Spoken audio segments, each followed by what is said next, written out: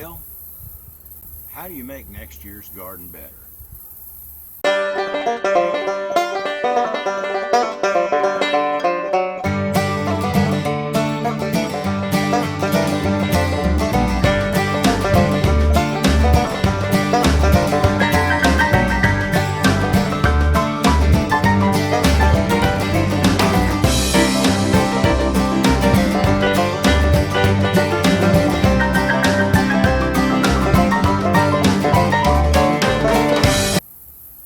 Well, garden's about done for this year.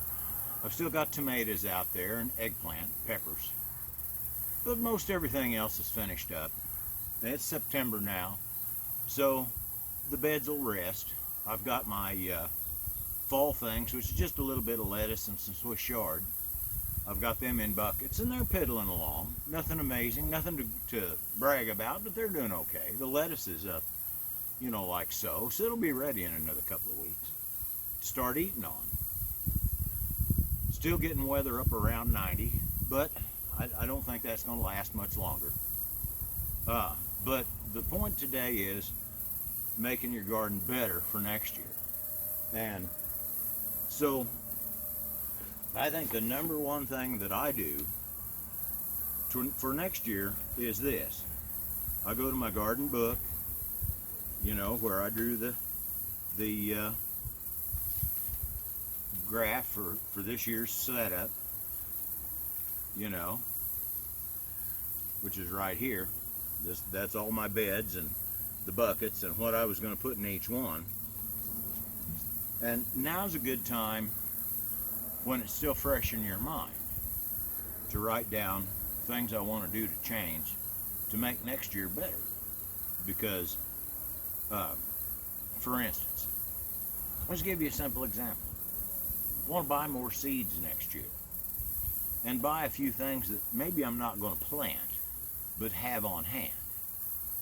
A good place for that is one of the good places, M.I. Gardner's site. He has his own seed shop, and all his packs are 99 cents. They're all heirlooms. If that's what you like, great. I tend to buy new seeds, but I noticed, like this year, came to planting fall buckets, I would have liked to have some radish seeds. And of course the seed racks had all gone back to the warehouses by then, and I didn't want to pay $5-6 in shipping to get $1 worth of radish seed delivered. So, I just kind of let it go. Now, this is how I store my seeds. It's just a big Glad container, and I just throw the unused stuff right in here. But like I say, next year I want to buy a few extra things, whether it be squashes or, radishes, a little extra lettuce seed. Just have a little variety on hand, So if I end up with another little spot that's not full, I've got something I can grab and use, And I'm probably going to do that early. Another thing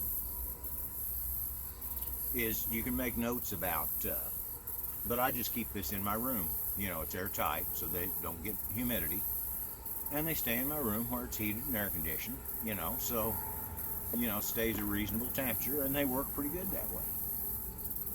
Now, and I know everybody's got a different system. I've seen some very complicated and very nice systems for sorting and storing extra seed.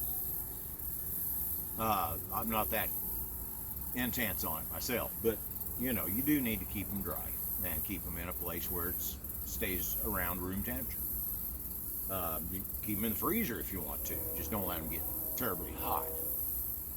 All right, another thing I'm going to write down in my book is how the different varieties that I bought this year performed. Now, and anything that I think I can do as an improvement, because it's fresh in my mind, the garden's just now finishing up, fresh in my mind what worked well, what didn't work well, so I can take just a few notes. Now, they don't have to be complicated, but sometimes by spring, you're excited about the new garden, and you maybe kind of forget a couple of the bad things, You just don't think about it as much, You forget a couple of the bad things. and because it's spring and you're ambitious and you're excited about planting garden again, and we just want to get out there and get it done. So this is a good time to write some things down, make some notes, and that should help you make next year's garden even better. So this year was not a bad year. I had a pretty decent garden. I didn't do as good as I wanted on the sweet corn, but not bad. And we ended up, we had some sweet corn. Would have liked to have maybe a little more nitrogen in it. And I'm going to, over the winter, collect chicken manure and put it right on top of the old mold. So as the winter proceeds, it has a chance to break down some and get down to the soil. And I'm especially going to do that in the bed I'm going to plant corn in, because that way that has lots of nitrogen in it and it's ready for the next year's stuff. But I'll probably sprinkle a little over the rest of the garden. And of course the rabbit manure. Gosh, we produce that by a ton, so it's easy to do. But that's just the tip for today. If you don't keep any kind of a book or a record, I think I have a whole $1, maybe $2 wrapped up in this.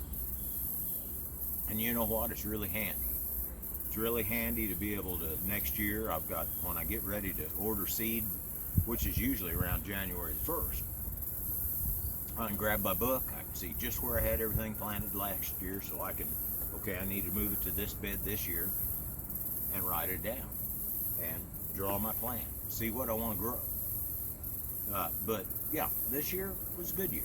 It was not too bad. I'm still having a little bit of, I think I got a little of that bad mulch that I was talking about that had the broadleaf herbicide in it, the grays. I think I had a little of that a couple of years ago, and the effects aren't quite gone yet. But that should get better. That should be not as noticeable next year, and even better the year after. So I think I'm through the most of it.